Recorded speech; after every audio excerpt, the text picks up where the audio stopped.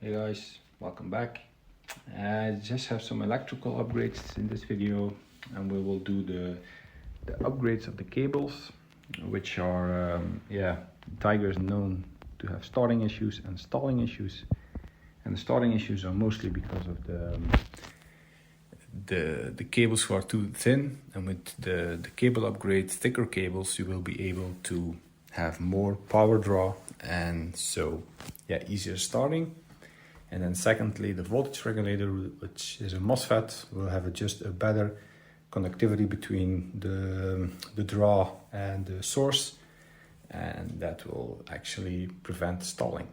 So I hope you learned something and enjoyed the video. As you can see, this is an upgrade for the starter. This is 3 cables. And you can see they're way thicker. Yeah. So they say that the problem with the starter is that you think it's about 50 amps. Yeah, it can pull. So, and it's not enough. So the cables can't draw it. So you have losses, and then your bike is gonna stall. And they say the solution is to take a thicker cable. It's twice that thick. Has a little bit more of natural resistance, of course, because of its material. But they say it's a better, and it only costs 15 euros. I'll share a link of the address in the video, and that should solve the one problem.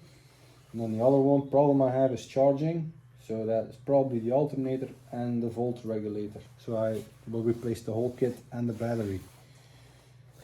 Okay, so yeah, it's gonna be fun, especially when it works, but for now we need to see. This is actually a big relay. The moment you put your contact on, your battery will apply a voltage on this, and from there on, this will give a magnet and create a bigger channel where more voltages will be applied, so more amps can pass. And then you have your starter working. That's really basically explained. Of course, man. See, they didn't give me bolts with this. I hope it's fine. I'll try it. It's really only 1.5 threads. I always like 3 threads. What I mean by that is to be secure, you should have 3 threads connected. I think it's only 1.5 now, but yeah, it shouldn't move, so it's fine. It's only heat that transfers and some vibrations. So as you can see, that one cable is this one. It goes all the way .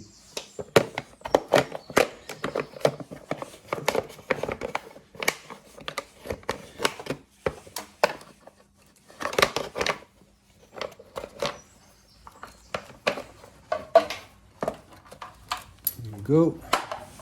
And here 2 meets 1. I made 1 cable out of it. Well, they tie it up with Scottish tape, and just gonna provide some light.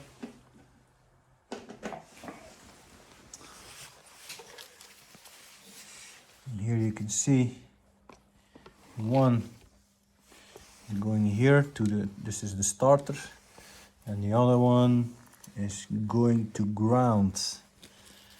This is this one. It's just a ground on the engine bay. So this small one, how I call it, connects to the battery. It's just the ground of the battery. This one is your return on the solenoid valve. So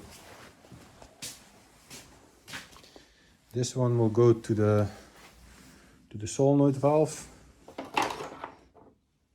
from the starter, and this one goes from ground to battery.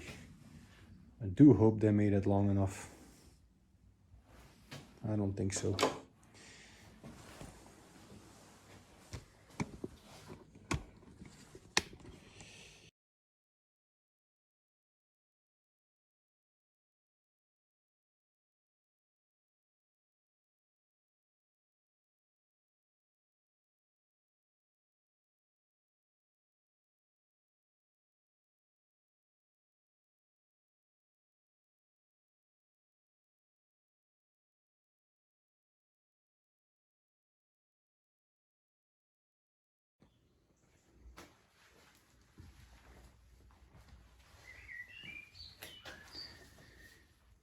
Well, this is a couple hours later. I'm just gonna bring you up to speed. I've been struggling with a lot of things. So, as you can see, I cleaned this up already yesterday. All the electrical cables. So everything has been sorted out. Everything that was too much has been cut off, has been recalibrated. So here as well, I had a big issue with the battery.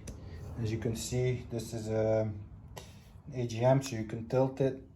And it has 200 cranking amps, 12 ampere hours, which is your tank. Okay. It's a TX144. It's a 12 volt battery, but it has a lot more punch. The OEM I think was 180, which was Yuasa. Was not bad, but okay. I bought this one because I had a lot of issues with the electricity in the end, and I say I'm just gonna take more power, bigger cables. As you can see, the cables. There's one here. It's all been rerouted here and connected to the starter. Here I have the original cover. I just cut it here, taped it up, as you can see. So everything should be in order now. And here as well, had to weld some wires that were broken. This one is redone as well. And then as you can see here, I had a big issue. So this is your plus. You can imagine if your plus will hit your frame that you have a big problem. Could be a fire, could be your bike just stops running. Probably that one, but could be worse. And then the cable didn't fit, was wrong. So the hook of the terminal was not right. So I had to get it off and I play with it and take some pliers. But now you can see it's not touching. Here on the chassis, it has a double protection. I taped some rubber here. There's a rubber here as well. So once the saddle is on there, it's gonna press it down. It's gonna be isolated. So that's all been done nicely. Of course, this one, I had 4 grounds from the GPS, from the lighting, from all sorts of extras. So I took the freedom to make it out of one. If I ever have to remove one, I just cut the cable here and tape it up. So it's no problem. So it's gonna go like this. That's only 2 wires then, which is acceptable. It was 5, was a bit too much. So the next step, these are actually things you should take in consideration when you work on the electricity, that there's no moist that can come in. As you can see here, it's still not perfect. I have to, here we go. This is such junk, my friends. It really is. There are those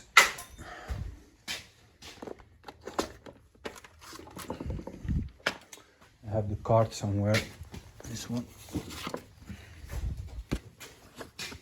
They buy it into bike shops. They sell it into bike shops. It's just junk.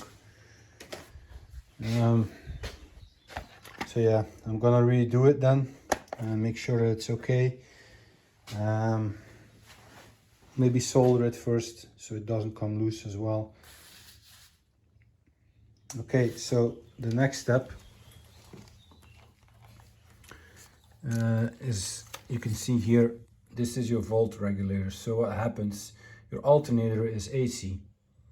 So the AC signal is a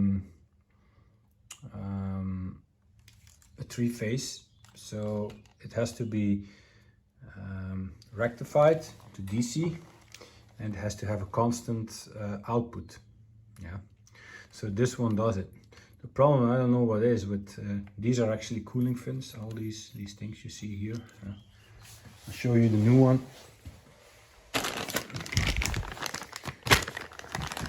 See, they're all cooling fins. So for one or other odd reasons, your output gets lost and you get problems. The bike install on the light, the battery charging goes bad. You have to replace more batteries. You have problems with the lighting. When you switch on the lighting, your revs go down, stuff like that. That's a bad regulator. It just regulates the voltage as it says. This one is a MOSFET. It's metal oxide bipolar transistor or something, which basically it's just better quality. It's made for low voltage applications. It switches way faster. It reacts way smoother. As you can see, it has a back plate as well. That's for heating transfer. This one will come onto the chassis. Yeah, I will make sure that you have enough better heat transfer. It's always in black, which is also cool. The brand is very good. This one. This is the things that get used in superbike and racing applications. So it is a very good brand. You can look it up. I think I paid for this one and the stator about 400 euros. And then yeah, the battery and the cables. But the whole electrical system will be updated. So that's cool. Basically that's it for now. I'm just gonna show you how to change this one, and then it's done for this video. So let's crack on.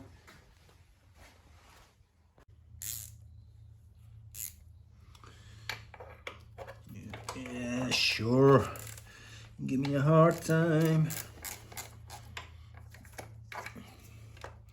It's just an easy job. Should be an easy job, but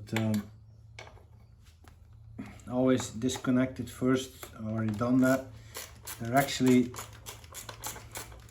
pretty hard connectors.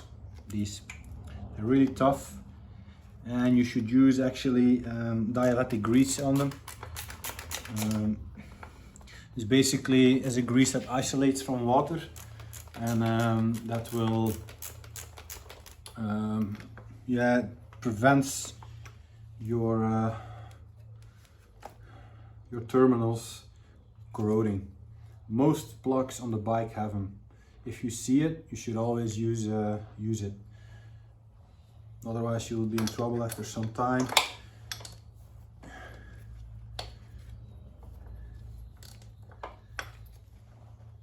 That's okay.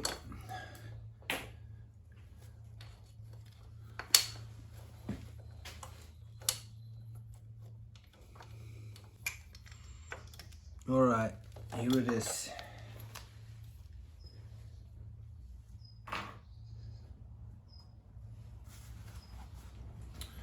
So this is the Triumph one.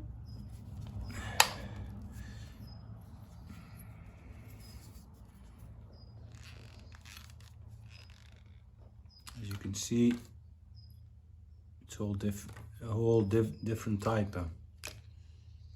Yeah.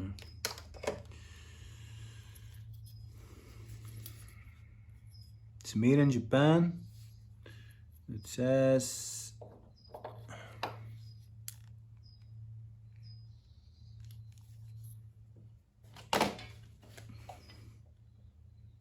Kokusan Denki Incorporated.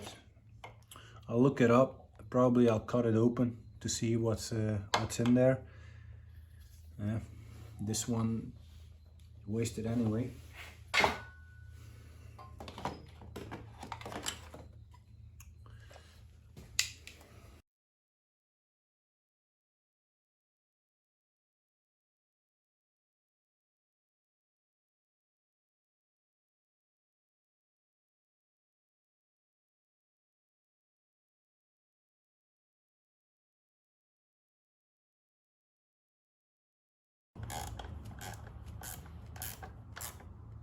Don't pull it too tight so you don't break the frame of the MOSFET. The field effect transistor. This is pretty costly to do so.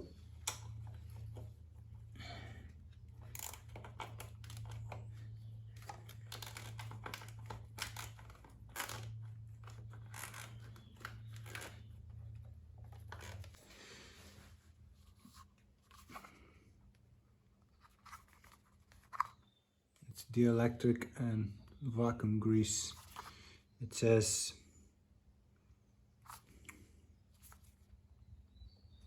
for use in electrical insulation, plugs, switches and disconnects. Protects battery cable and spark plugs, vacuum applications.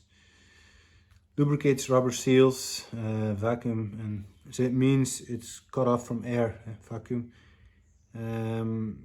It will prevent arcing and prevent corrosion. It's American, nice man, American flag. So what you do with it, it's pretty simple.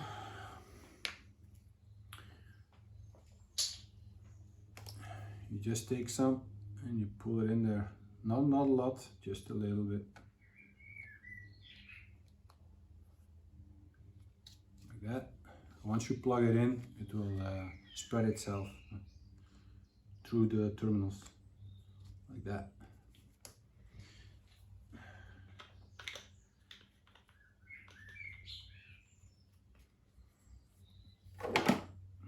Okay, so now you find the connections. It's a 3 and 3 and a 4. So you can't really miss. This is a 3 and this is a 4. So I'm just gonna take the cable. And this is the number 3. Just gonna try and give it a nice place. Maybe do it like this. It should fit. Yes, and then that one should fit as well.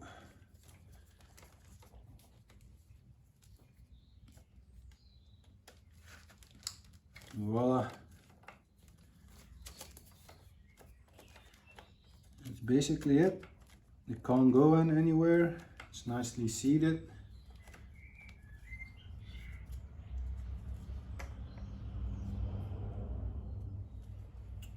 Second one is voila, another job done. Nicely tucked away. Cables in place. I'm very happy. I thought I could fix the battery. You can see it's been starting to look like a bike again. The next thing is this one, the alternator, but I need some tools, and then I just need to open the engine cases, take some pre-assembly loop on there, and then it's start, and then you can start it up. But that's in some time, a couple of days time, I will do that. So basically it's all coming back together nicely. So thank you for your time, guys, and see you guys next time.